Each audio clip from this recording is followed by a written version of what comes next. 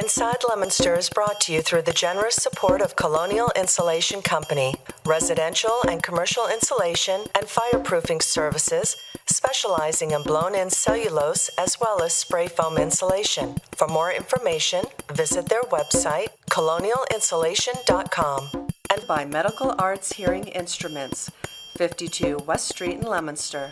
Locally and authentically providing better hearing and quality of life since 1978. www.donotshout.com.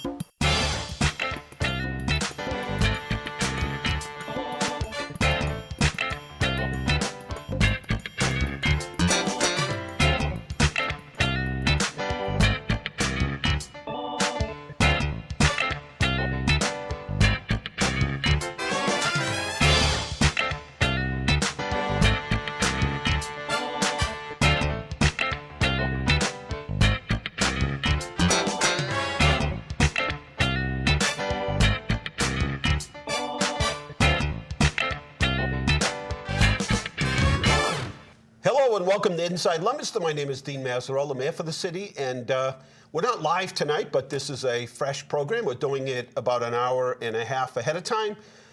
So we are here on Thursday night following New Year's Day. And a Happy New Year to you. And thank you for those who watch and over the holidays got a chance to communicate with a whole lot of people and friends, and those who live out of town are especially interesting because those are the people who seem to watch the show and stay in touch with the city through things like city council meetings, Ron Gerard, and all of the different programming that's local. Seems to be the way that those that once lived here and maybe because of work or they retired, this is their way of staying in touch with what's going on. So Inside Leominster is the name of the show. And my name is Dean Mazzarella, and I've had the great privilege of being the mayor for 26 years. I'll be starting my 27th year coming up next Monday, January the 6th. So we will have our inauguration where they will swear in all of the local elected officials, and there'll be some remarks from myself and some entertainment. We'd like to showcase local talent here in the city. We try to move it around every year and give different groups a chance to kind of show themselves off and showcase all of the talent here in the city. It will be broadcast live right here at LTV, and as well as our radio station. Carl, is WLPZ going to broadcast it live? I talked to Sonny. He's going to broadcast Take the feed from you and broadcast it out. Do you remember the year, Carl, that we did? I don't think anybody anywhere in the country streamed, and we streamed for the first time. It was during the war. It was during the Iraqi-Afghanistan war. Do you remember we actually streamed out over the internet? Yes, I do. I remember that. Yeah. That was like nobody was streaming at the time. Yeah. And the quality wasn't great. I remember that, but I do remember it was viewable. You could watch it, and it was at the time when it would pop in and out, right? Exactly. Yeah. And the quality was not great, but it was the very beginning of streaming over the internet. And so we had people from Iraq and Afghanistan that was serving at the time who were watching, the inauguration while we right from City Hall, which is kind of cool. So now we take it to another level, and you can. And isn't that exactly what's happening in the world today? Is that there is, when I first ran for mayor, everybody read. What, Kyle? What did they read? What do you think? Everybody was reading. When I started banging on doors to every house in the city, everybody was reading the Sentinel, and that used to come out afternoon. That's right. Or they had gotten the Morning Telegram. So if there was a story in the newspaper, generally there was something to converse about by the time I hit their house at 3, 4, 5 o'clock at night, or certainly when it was summertime and I was still out till 7 or 8 o'clock at night. there was, some icebreakers, some things that were of interest to people that they could talk to me about, and so that was kind of interesting. But today, information is everywhere.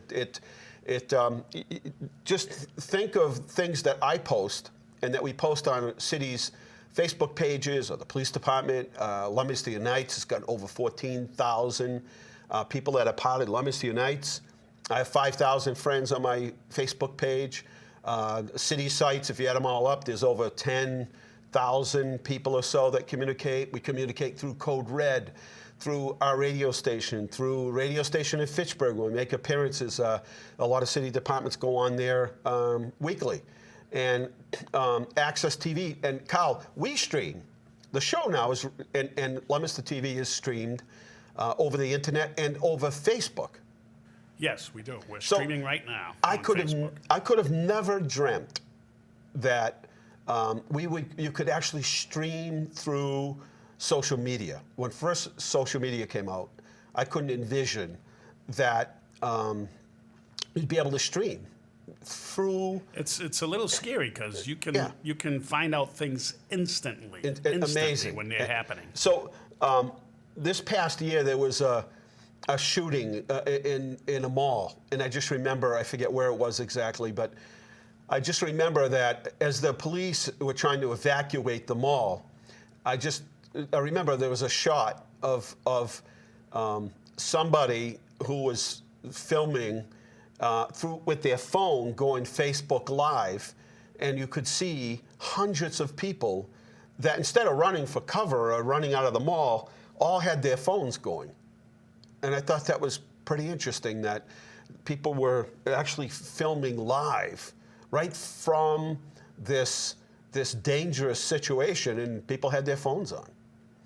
So everybody today is basically a reporter to some extent, because which is, it's good in a way, but you got to be careful too, because sometimes if there's SWAT teams surrounding a building and there's a helicopter flying overhead, they don't want to give away their their positions and important stuff. Information, but essentially people can report from wherever if something's going on.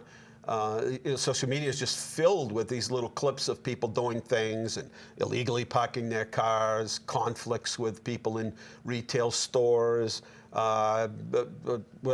road rage. These things are literally all caught on tape. So one thing that we talked about, Carl, many years ago, I said with the digitalization of TV, with the fact that there are so many. Like with digital, Carl, is it work in frequency? So whereas we had TV before and it was like 4, 5, 6, 7, with digital it could break it down to like 4.5. Correct? You can go to like a half channel or on a cable channel you have hundreds. I think at the hearing that we had, a gentleman stood up and said he had 1,000 channels. Oh yeah, it's crazy. The sky's the limit, and once 5G happens, there'll be more. There'll be more, yeah. So you and I talked about this a long time ago, and so my prediction was that there'd be TV stations that focused on a particular interest. So if you were into trains, model trains, there would be a TV station that would. Now it wouldn't hit 5 or 6 or 10 million people. Maybe it would hit 250 to 500,000 people, and or if you were into fly fishing or you were into knitting or crocheting, that there'd be a specific channel just for that. Well, that already exists on YouTube. People have their own channels. That's what I'm saying. At first, I thought it would come to regular TV, and that there'd be sponsors. So obviously, if you had a train, you were a train enthusiast. People that would advertise on that would be companies that sold trains or paraphernalia or accessories, places where there are conventions. So it never happened on regular TV so much, but it did happen on YouTube. So to some extent, my prediction was somewhat accurate. Yeah, it was accurate because most TVs now, you can turn the channel right onto YouTube from your TV. From your TV, so your smart TV. There. So yeah, you are right. You're like the great Karnak predicting the future. Well, no, I mean, it was only predictable because, you didn't need that kind of an audience. And so even when they do Saturday Night Live now, they have to be careful on what they do because they used to have so many more people who watched a narrow bandwidth of TV. So if you were to make fun of or spoof on a particular person, most of the people that watching Saturday Night Live knew what you were talking about. So let's just say you were talking about Barbara Walters, and you were doing a spoof on Barbara Walters. Most people that were watching Saturday Night Live knew who Barbara Walters was. The problem is you don't have as many people watching certain TV channels because there are so many places to watch that everybody knows who you're making fun of, which is why it's easy to make fun of the president or people that are notable, Oprah, people that everybody knows. And so that's interesting. So I know that place that you worked, Channel 2, Bob Vila started the whole home improvement, This Old House. Well, he was the first host. Yeah, it was produced by this guy named Russell Morash, and he invented the whole how-to genre. But they really could have almost done a whole nother channel of Channel 2 because they kind of did, how this is made or what is this, but they never really got into, never got into more, like all these channels now that, Fixer-Uppers and Buy on the Coast, and there's so many of these do-it-yourself programs that they really started that they really could have run with, but they didn't, and other channels and other TV networks did. Yeah, there's a whole story behind how GBH got into it, but basically they used to throw away or reuse videotape stock and not save it. Mm-hmm. And it took a while for them to get the idea. When I first started there, I told them, you should really start saving this stuff. And that was your job. That was my job.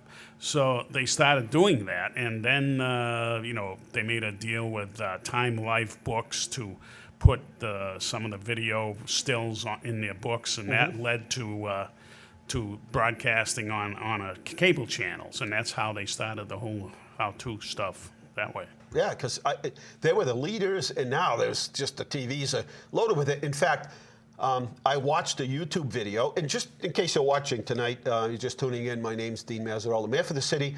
The show is Inside Leominster, and I'm talking to Carl Pemerini, who worked for WGBH as their video guy, archive person. So let's just say there was somebody was talking about President Kennedy.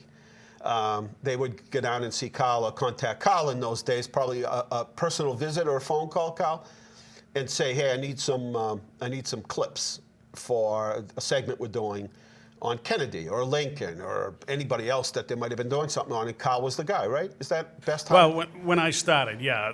And then that, gradually as the years went by, it grew and grew and grew, and they split it up into an archive division and then a stock footage division that actually sold the stock footage that we had in the archive. So that's how it started. So you could sell it to other TV stations? Other TV stations or magazines. Producers, independent producers that are producing documentaries, and they would sell the footage. So it's a whole business. Yeah, it was profit making. Part of that. So obviously that world's changed today with technology. But I was watching a YouTube video, and it was a guy that runs a landscape company, and I wanted one of those heated. You ever see those heated coats they sell? They have batteries in them, and the coat heats up, right? Yes, I've seen those. Yeah. So I wanted to sort of, you can't really rely on reviews anymore because some of them are doctored up. People will pay a company to go on and do fake reviews of a product to make it look like your product is good. Anyway, I found this guy that's a landscaper, and what he does is he tests products that he uses and, puts this little channel together. He does a nice job. It's decent quality. I mean, it's not NBC, but it's decent quality. He's very articulate, and he speaks well, and he takes two products, two chainsaws, or two shovels, or in this particular case, it was two coats. And he compares them both and talks about the pluses and the minuses and exactly what are you using it for and how long will the battery last and can you wash it and does one have a hood and one doesn't. And this guy's got thousands of subscribers. mostly people in the industry who want to know about a particular product and have somebody's honest opinion. And he has sponsors, so he's probably making money, Carl. Well, if I have grandchildren, you have a grandson? So I don't know if they've ever watched on YouTube channel this kid Ryan that demonstrates toys. Yeah. That kid started doing that, and now he's a multi-millionaire from just sponsoring. I have millions of kids watch his YouTube channel. Incredible. So there's money to be made if you know how to do it. So it's exciting because if everybody has an interest in something, so you can find that today where, again, there's maybe 3 or 4 or maybe 10,000 people watching, but they can really narrow in on your specific interest. So if you're into gardening, but you're into a particular plant like roses, you can actually go to a Facebook, either a Facebook page, or you can go to one of these YouTube channels and find somebody who does, gardens and cultivates roses. So anyway, I brought that up because we're talking 2020 and beyond, because we've really seen the very beginning of what technology can do in medicine and in almost every aspect of our life. When you think that you can yell at a gadget, and you can yell at the gadget and say, hey, I need more paper towels, and then like 2 hours later, and that's what it's coming to, the last mile, is getting that product to you in a couple of hours.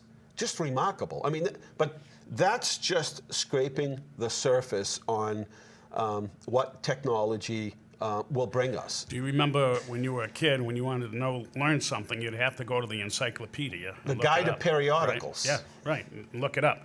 Today, the kids, they don't have to do that. If somebody wants to know how to string a lacrosse,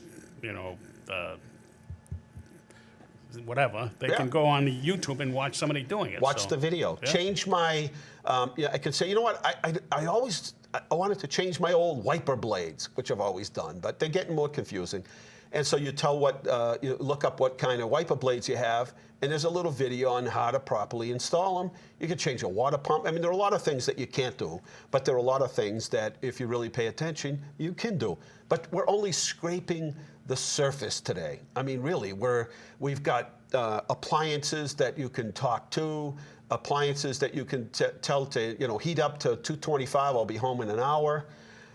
It's absolutely remarkable, but we've only seen the very beginning. And so in 2020, with automobiles that you'll be able to, pretty much drive on their own. There are sensors on vehicles. I don't know if your vehicle, Carl, has sensors on it, but I've driven a few that have sensors all around it. It will tell you how close you're getting to a car, backing up, these little cameras in the back of your car, battery-driven automobiles, automobiles and trucks and equipment driven by propane.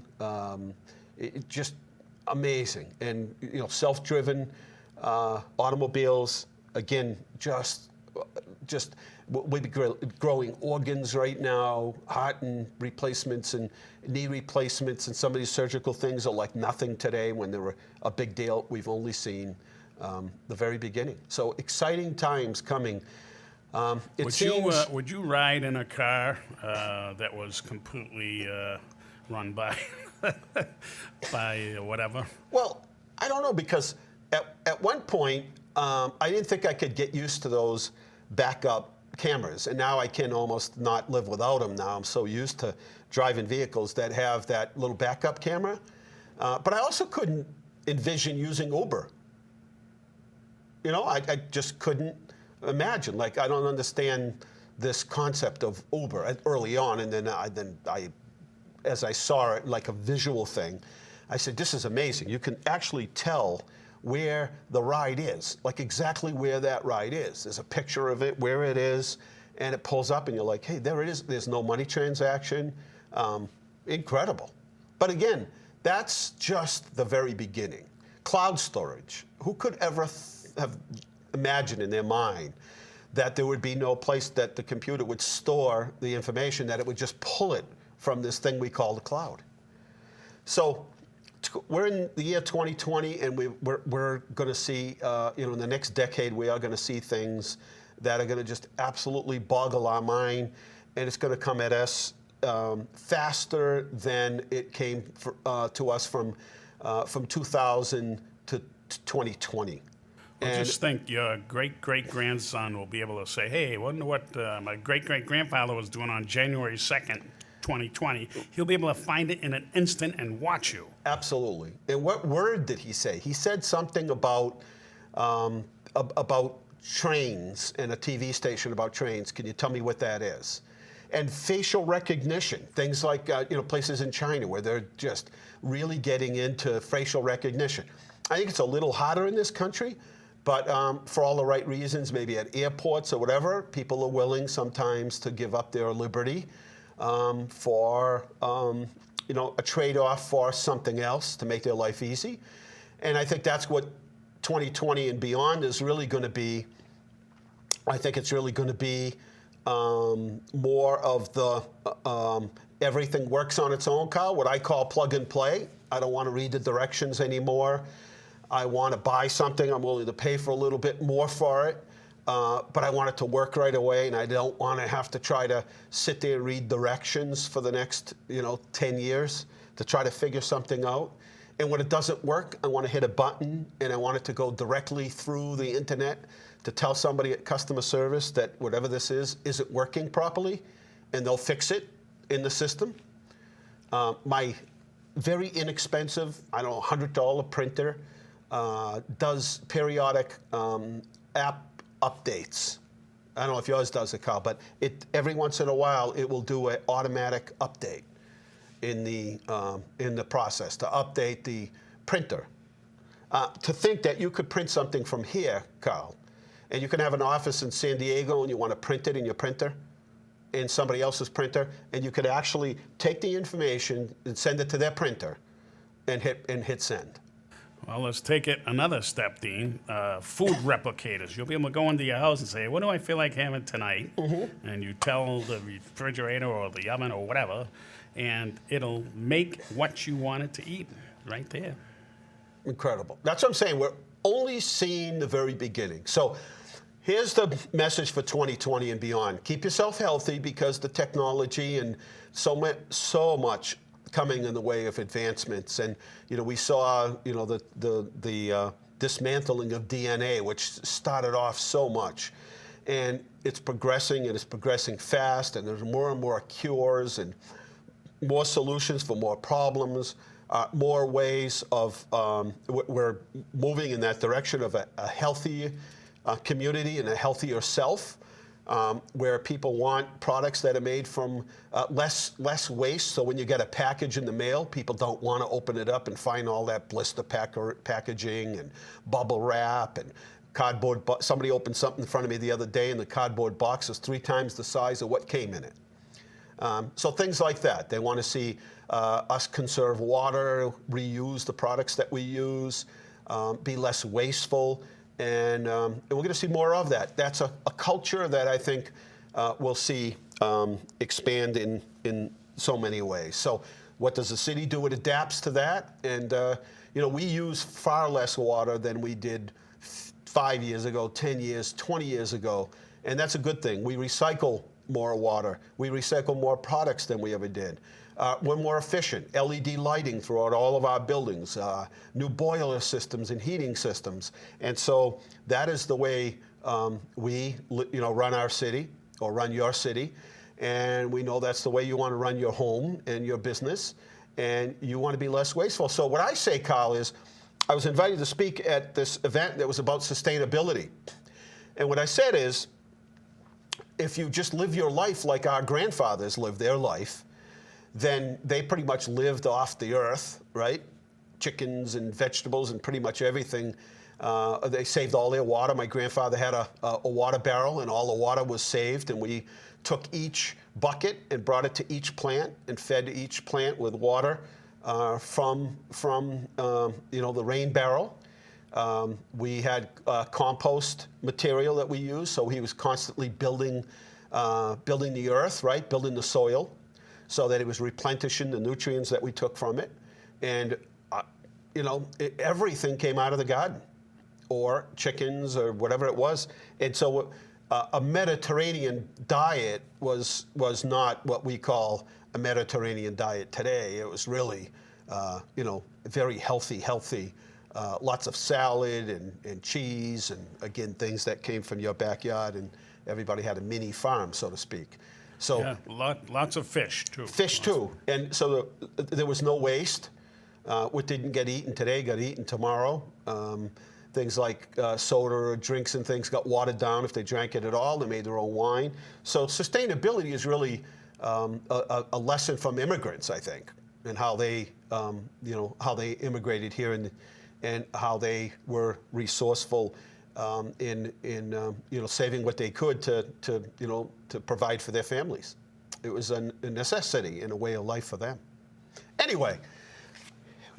That's a lot to be said. I can't see what time it is, Carl, so I'm going to check my phone. You're about halfway through the show. But I so thought if you that was wanna interesting start. conversation. Thank you for engaging with me on that, because I think it really is important. It's important to look at the past, looking at the history of the city, and seeing exactly where the city has placed its resources. In many aspects, we were being speculative 26 years ago in terms of where to place our energies and our efforts and our dollars. We invested in school buildings when it was still economic and still feasible to build new buildings and additions. Today, a new high school could cost you upwards around $280 to over $300 million, Kyle. Communities are struggling with trying to figure out how to pay their end, even though the state subsidizes them, how to pay for their end. I know a number of communities are trying to scale back their projects. We invested in open space, and lo and behold, people have returned and have a desire to return to Mother Nature, to the outdoors, to our natural settings. So we invested in all of the right places. It helped us to control our growth so that when the economy came back and the growth came, that we can control it and have good, well-balanced growth. So we invested in those areas. We invested in parks and recreation. And again, lo and behold, people want to spend more time outside, sidewalks and places that return people to areas where they could get better physical fitness, and Doyle Field and some of the other parks and sidewalks that we built in and around the city. So we did a whole lot of speculating that people would take an interest, that the baby boomers, as they retire at 70,000 a week per year until the year 2030, that they would want to remain healthy and get outdoors and still continue to remain active in the community, work maybe part-time or full-time or whatever. And again, we speculated on the fact that people would get tired of the commute, and that eventually businesses and people would look to say, we can't handle this commute anymore. We've got to go to a place that we can afford, and a place that offers the amenities that we want. The amenities maybe a city, but still have that feeling of a small hometown. So I think we made those right investments, and looking back over 26 years, I believe we have. We're in solid, good foundation in terms of our financial situation, and and I'll talk about some of these things in my address, inaugural address on Monday night. But we are what I think most communities or most overseers would say, we are a sustainable community. Sustainable in terms of the environment, but sustainable in terms of climate change, sustainable in terms of fluctuation in the economy. And we've seen so many over the last 26 years, including the recession. That was probably the second worst depression since 1927, and the Great Depression. And so we've had to weather all of those things, and we've come out of them very responsibly. So anyway, let's do some pictures of the week. We haven't done them.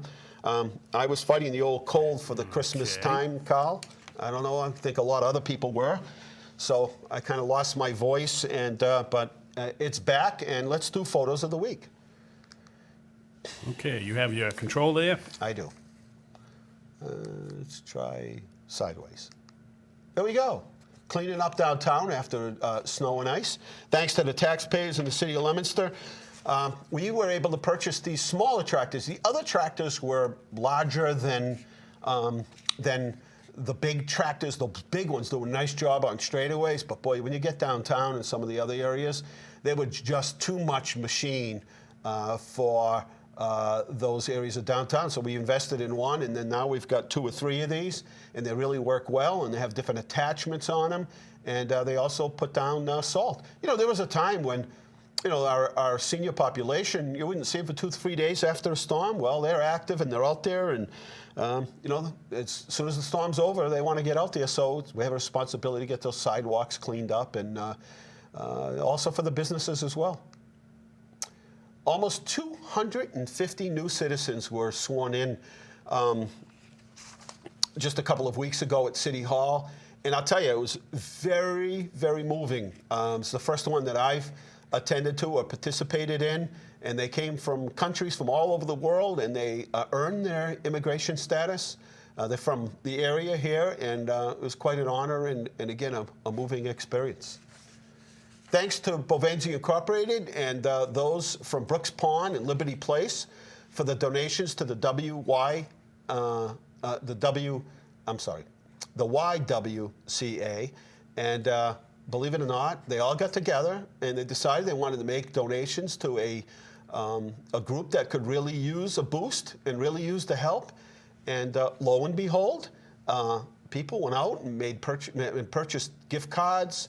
There were a lot of things that were handmade, blankets and scarves and hats and just some toiletry and some things that you wouldn't think about. They filled an entire truckload. So we want to thank them. And I'll tell you, the generosity here in the community through the holiday season and year-round is just mind-boggling. It is truly, truly impressive and touching. And we went to New Life Church for their Christmas program, and they did such a wonderful job up there. Hats off. We went to a number of churches this year as we were invited, and love those holiday Christmas pageants. And holiday at the Drake House. There we are. And Mark Bedanza is doing a little reminiscent of the Drake legacy and talking about what might have been going on at the time of the Drake, as the Drake House, and how active it was in the part of the community and women's rights and the abolitionists. And so he ties it all in. And so we had a great day. It rained a little bit, so we couldn't do chestnuts, but had a nice little crowd and cookies. And thanks to Wendy that baked up all kinds of great things, and Sally that came out to sell wreaths and other decorations. So thank you, thank you, thank you. And the Colonial Band had their 30th holiday concert. I know Kyle was there. It was a special night. It was a great concert. It was a full house and a free concert, as they always managed to pull off. And Steve Pemerini was recognized for his efforts, along with Frank Barber, for coming up with the first idea of having a holiday concert, because they would do summer concerts, etc. But the group kind of dismantled after the summer months. Maybe they do a parade or two, but then they pretty much went into hiatus until the spring and summer, and they decided, hey, let's keep the band together and let's put a holiday concert together. So Steve was recognized for his efforts, and also acknowledged the efforts of Frank Barber from the old Barber Pharmacy. It joined the ice rink downtown. We put it up early this year, and everything went well with it. And kids are having a ball, and families are right downtown. This past storm set us behind a little bit. We're going to have to refurbish the ice there because we had rain and sleet and snow, and so we got 6 or 8 inches of yucky stuff out there. So we've got to kind of do some scraping and start adding some more water to the process. Now, you might think that all the Christmas trees got taken away from City Hall and all the lights and decorations are gone. Well, they are. But they've been replaced with what we call the Magic Wonderland, a winter wonderland. So you can see some of Louis Charpentier's Mr. Christmas display at City Hall, and it's really a winter wonderland. And stop in. You can take some pictures, bring the kids by. I mean, it certainly isn't the end of winter, and we decided that, you know, once we empty out City Hall, it's like, okay, now what do? We've got a month or so where there's no activity in there, but let's lighten it up and brighten it up, and we did, and it looks absolutely beautiful. Leominster on the move. We certainly are. We had a very busy 2019, and then we're looking at plans for the 2020, and you know what? Going to be even busier. There we are at Process Cooling. We've never had so much unsolicited input in terms of how beautiful the plants and flowers are in the downtown area. And we really want to expand that to all areas of the city. And we did a lot of infrastructure work this year, a lot of paving and sidewalks. And let me tell you, that's just the tip of the iceberg. We are 100% pension success, funded the pension at, as I said, at 70,000 or 80,000 baby boomers retiring per week for the next 10 years. It is of utmost importance that communities and businesses make sure that they have their pension plans that are properly funded. New station is on the way. We'll update you that in terms of the inaugural speech. Land is purchased for the police stations. We're going to pick up one additional property. We've hired a project manager. We're hiring an architect probably as soon as next week. And so that's exciting. Let's go to next slide, which is Fix It First. We did water lines and sewer lines on Merriam Ave as well as Arlington Street. And then we come back and we'll pave those streets once everything settles in. We doubled the paving last year. We did $2 million in paving. This past year, we did places like Highland Ave around Northwest School. We did Main Street, pieces of Granite Street, Whitney Street, Bartlett and George Street, where the senior housing is on George Street. We did West Street. Safe routes to school. We've got $1 million grant to build new sidewalks around the Francis Drake School. That'll happen in the year 2020. We finished up that tri-community partnership on North Street with a $9 million project. It came out beautiful up there. The final stages and design are slated for 2020 for the Transportation Improvement Plan for Route 13. Route 12 South under design, and Nelson and Route 12 are also under design. So that's that area in front of Water Tower Plaza. Let me go back one, but the rail trail is progressing and out to bid, actually, and work should start this spring. So that's exciting on the first phase of the rail trail. Keeping our emergency vehicles up to date in all departments of the city, or whether it be public safety or other city departments. And here's just a sample of some of the new areas that we've invested in: a new sweeper for our streets, traffic cars, new cruisers, new mobile data terminals, new deputy chief truck for the fire department, and other purchases we'll be making in 2020.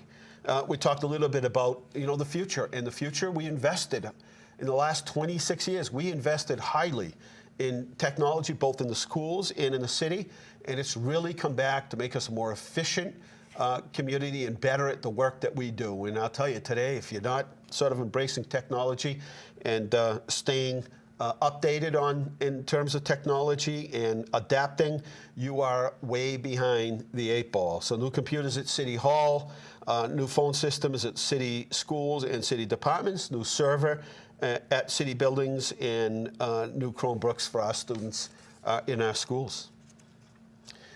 We spent a lot of time in 2019 investing, and actually in the last 5 to 10 years, investing in school safety.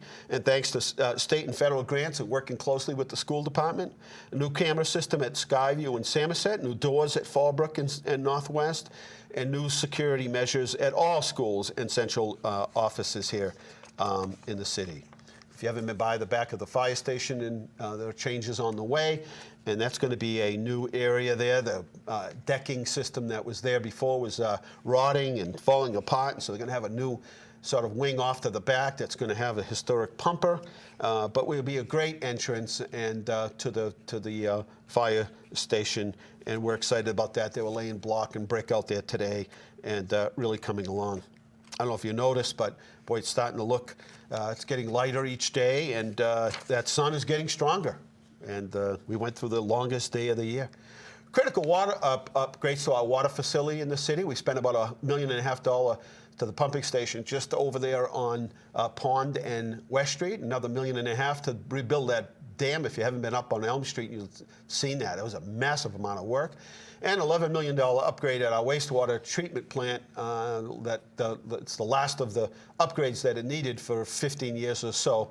So very important that we continue to invest. I know it's not sexy or glamorous, but very important that we invest in these kinds of things. When I was talking about being green and being sustainable and really look into the future to be making sure that we are being mindful and wasting as little, not wasting, but making sure that we don't waste our natural resources. We put a new boiler at City Hall, and that came from $250,000 grant from our Green Communities grant. And let me tell you what a difference it's making. And the payback is like 2 to 3 years. Same as our LED lighting. Is really amazing how fast we're able to pay that loan off that we took to get that loan to go forward with doing our conversion to LED lighting. You're watching Inside Leominster. My name is Dean Mazzarella, Mayor for the city, celebrating, well, it's been 26 years as mayor. I am honored and privileged to be able to serve the people of Leominster, the opportunity that people give me every day to lead them and to sometimes take chances and sometimes to put projects forth that might seem, we're not really sure about this, but based on his past performance, we give him some credit there, and we're willing to take that risk with him. In the past, he's proven, and his team has proven to be successful. So we'll give him a little faith and some confidence, and let's try it out.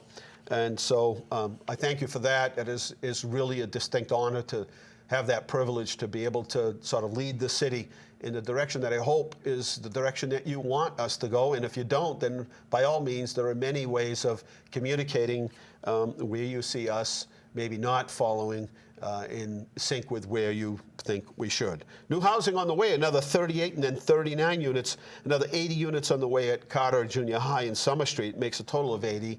And last year we brought another 100 units into 98 and 140 Adams Street. So I got some more pictures of the week. There we go. So new housing on the way, and I've heard of a couple other projects that would help to provide some affordable units in the city, and much needed. And let's take a look at that culvert project that the contractor said will be done by the new year.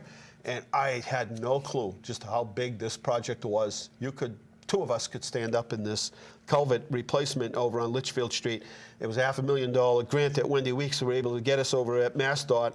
And so there we are. Project's complete. I think they have the gas line to do fine, and then a final coating of blacktop in the spring, and we'll be done.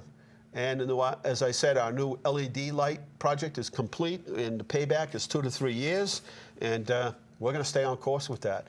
We opened more than 30 new businesses here in the city of Leominster, and they are small, medium, and large.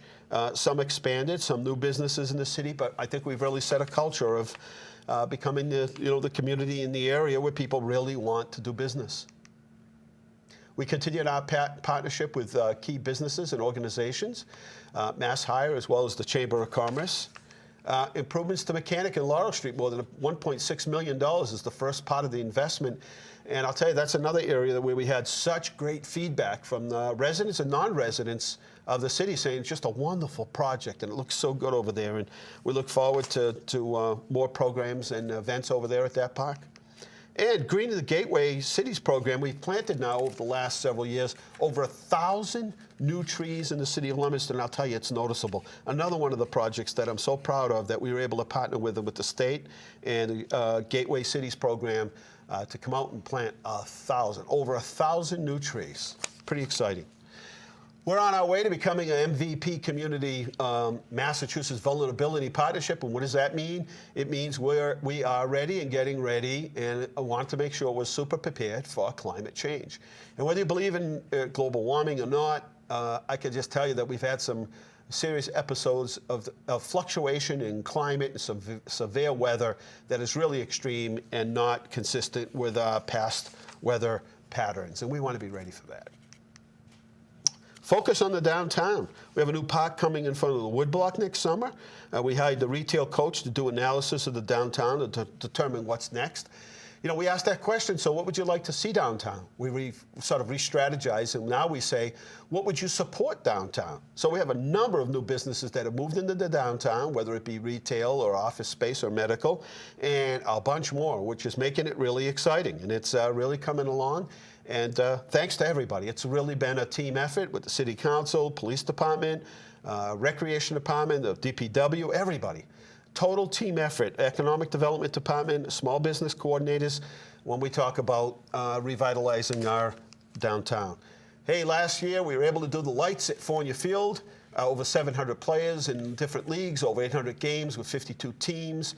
It's been an economic driver. Those people leave here, they go to restaurants, they go to fast food, they come to visit our communities, they shop here when they have those tournaments. So new lights at Fournier Field really averted a real safety issue that we've had there, potential for years with those old wood poles. Last year we launched legendary Leominster. You can expect to see more of that.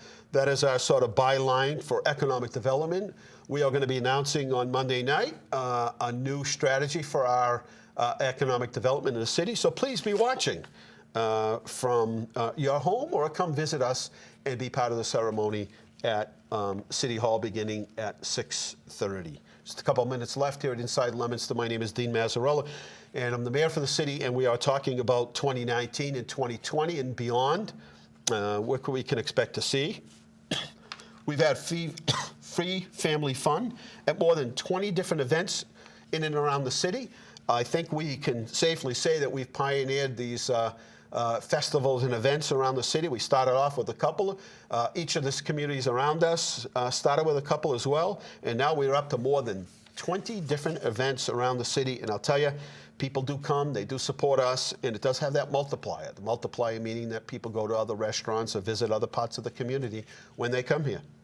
We officially last year welcomed WLPZ, the city's own radio station. As I said, you'll be able to listen to the inauguration. If you're, and that's also will be streaming. You'll be able to watch the inauguration here streaming through Access Television as well as through their Facebook page. Want to thank you and everyone for all of our donors. There you go. All of our donors, to Sally and Larry, who do all of our work downtown, and an amazing display of flowers. A lot of that is done through donations, and a lot of help from the Recreation Department as well as the DPW. Again, a team effort, and we really thank everybody, because there are no real departments within the city hall or city government. It is really virtually a wall-less environment where we help each other regardless of what department you work for. It's all about what's best for our community. Hey, guess who's coming back, Carl? Who? Maybe it's not in here as photos of the week, but the Merrimack Valley Bell Ringers are coming back, and they're coming here. Now they do concerts all over the state, and then but it's kind of rushed. They go from one event to the other, and they all have full-time jobs and careers. But then they take a little bit of a hiatus during the Christmas and holiday season, and then they come back to do one final concert, Carl, and it's going to be at the Pilgrim Church at 7 p.m. on Sunday night. Well, that rings a bell, so to speak. And so that's Sunday at January 5th. And then again, as I said, the inauguration is on Monday, January 6th at 6:30. So please, we have entertainment. We'd like to showcase various talents. And again, if you'd like to swing by and participate and see it live, you can by coming to City Hall, but it's not necessary. You can watch it from home or listen to it on the radio. So much going on with Project Apples. They have a number of things that are happening. Growing Readers celebrates author Doreen Cronin on January 13th. Baby Bookworms on the 13th. On the 14th, Family Fun Night. With Full Steam Ahead, Snow Investigation, Family Night. So a ton going on. And what's really exciting, Carl, is we have just a couple of minutes left here at Inside Leominster. We've taken no commercials, but I will take a drink. Even when you're taking a sip of water, we don't take commercials. No commercials. But what's really interesting is we are putting together, working with the school department, rec department, Office of Economic Development, our office, the mayor's office, and the public library, we're putting a master schedule together for the winter break for the kids, President's Week, for kids going to school and families, because often what will happen is parents don't want the kids just sitting around playing those video games, and they don't mind some of it, but they don't want a week's worth. So it gets pretty expensive if you try to go somewhere. If you pay to go to somewhere, Butterfly Play, there are all these great places to go. But as a parent, a grandparent, you can spend a lot of money. And I've seen some of the places that people have gone over the holiday season, and they've paid a lot of money to have their family go somewhere as a family. And many times, families can maybe attend one, or maybe sometimes they can't afford any of them. But they still want to partake in some things that are involved with the community, Kyle. So what we've done and what we're working on is setting up a whole week schedule of things that kids can do during the winter break. What do you think of that? And so that's a great idea. We'll share that. So there's something going on like every day, sometimes 2 or 3 things. And we'll share that with you and make sure that everybody knows about it in the school system, grandparents, parents, and everybody knows all about it. There we are at Inside Leominster, and we're closing in on the week of a new year. And again, share your thoughts. Don't be shy about sharing your thoughts. Some of the greatest ideas we've had here in the city have come from our viewers who watch the show and will send me an email or an instant message or a message through Facebook, or sometimes just a post through Facebook. And we've had some great ideas, and we've put them to good use, and give you all the credit, because that's important to us to share the stage. And if it's really going to be a team effort, then we've got to do that. And so it's been an incredibly successful year, and we're happy about that. And we're started building off of this year, starting somewhere around September, and focusing on what we wanted to get done for 2020. So over the years, we've become very good planners. We use the winter months to sort of plan for the rest of the year and any new programs that we're going to start. We start with our budgeting. We start with our 5-year capital improvement plan and updating that. So this is critical time for us to interact, because as soon as the summer months and spring months come, it gets really busy, and it gets very difficult to stop things in the middle of everything when it's so busy, to try to go back and regroup and replan things when you're a week away from an event or a program that you're hoping to offer. Now, tax bills are coming out.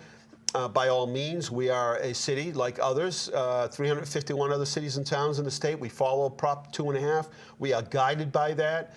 If you get a tax bill and it does not look, I'll certainly get the assessors on the show once again to explain your bill. But if you have any questions about your bill, contact your assessor's office. The staff there is great. They'll sit down and explain everything to you. And many times, people's values have gone up, and therefore their tax bill might have gone up. I did get a call from somebody that said, geez, I didn't want to say anything publicly, but my tax bill actually went down. And that might be because their value stayed the same, or it went down a little in terms of real estate market here in the city. But condos and ranches still going up. Just about everything has seen increased value, but we did drop the tax rate to over $19 to just over $17. Had we not done that, then the city would have brought in all of that money that we were taking in new value. But by dropping the tax rate, we don't take in any money. So there's 2 pots of money, say. One is what we take in on the Prop 2.5, and the other prop is what happens during reevaluation or reassessment. That part of money, we take in nothing. The budget remains the same. If it's $130 million, it stays $130 million. It's just redistributed to everybody that's in that pie. So somebody may pay more, somebody may pay less, and somebody may actually pay the same. Just a couple of minutes left here. I'd say another 3 or 4 minutes left, but I wanted to give an extra special thank you to Carl and everybody here at LTV. They are always here. I don't know how many live programs they do here at Leominster Television, but they make sure they come here on Thursday nights to do our show. They came here a little earlier today, January 2nd, to do this show. to make sure that we'd have fresh new programming and tell you what's going on for the recap of the past year, but to sort of explain some of the things that will be happening in the new year. And I thank them for that. That's way above and beyond. And those hot summer nights, they come in and run a full production, and as well as those cold, snowy, windy nights when they come in here. And that's not all. They attend most of the public meetings, the school committee meetings. The press doesn't have the ability to cover all of the meetings that they used to once cover. So as a result, LTV is kind of filled in, and they cover those meetings and so many more events that LTV is covering out in the community. And concerts and just almost every event that's going on in the city, festivals and everything. We have so many people that can't be at those festivals or events, can't attend a concert, maybe don't live in town anymore, but want to stay connected to those favorite events. They've given us a way to do that. And again, gone way above and beyond in terms of what they do for us, LTV, and for our community. And the same goes for our all volunteer-run radio station. They do a great job, WLPZ 95.1. And I'll tell you, during the holiday season, they played great music, end to end, day and night, and also music of Hanukkah and Kwanzaa. And there was no other radio station that I could find in the country that played a variety of holiday music like they did. So hats off to them as well. And we'll get back on the radio and start doing our show again on Monday or Tuesday mornings. I forget which one we decided to go with. But we'll also be bringing you more programming here at LTV. It's something that you asked for, and that is in the way of visiting more businesses. And they're great. Bradley and Keith have been great about coming out and doing the grand openings. But people have said, you know, we really enjoy those grand openings, but can you go back to some of the other existing businesses in town and go back and visit them? We'd like to see, you did a grand opening 2 years ago, but we'd love to see where they're at now. And many of those businesses have expanded and really grown.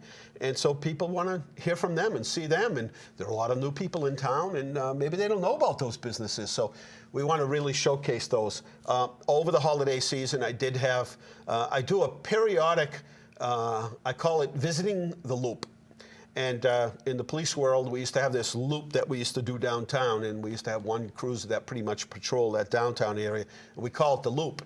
I still do the Loop nightly, and before I go home at night, regardless of what time it is, I visit the Loop, and that's pretty much going through town and some of the back alleys and the back streets and some of the side streets, just to sort of get a sense of what's going on. And I gotta tell you, there were nights that on the south side of downtown where all the restaurants are, there was not a parking spot to be found, and that's something that, again, we rolled the dice on and predicted and said, you know, these are important to keep these parking spots downtown and keep police doing, you know, patrols and walks, and to keep it clean and keep these plantings down there.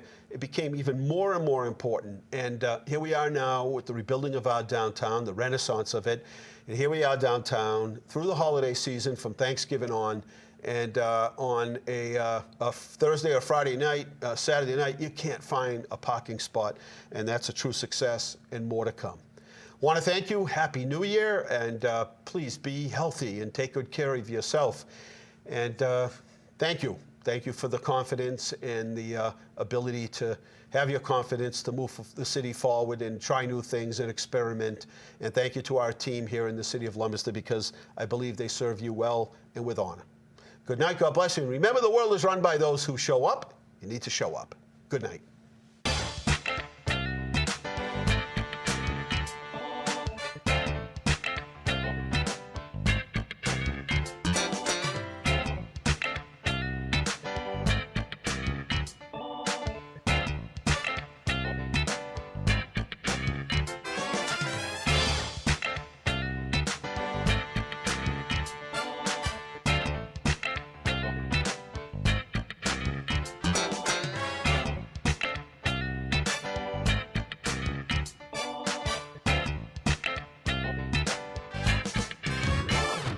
Inside Leominster is brought to you through the generous support of Colonial Insulation Company, residential and commercial insulation and fireproofing services, specializing in blown-in cellulose as well as spray foam insulation. For more information, visit their website, colonialinsulation.com. And by Medical Arts Hearing Instruments, 52 West Street in Leominster, locally and authentically providing better hearing and quality of life since 1978. www.donot.shout.com.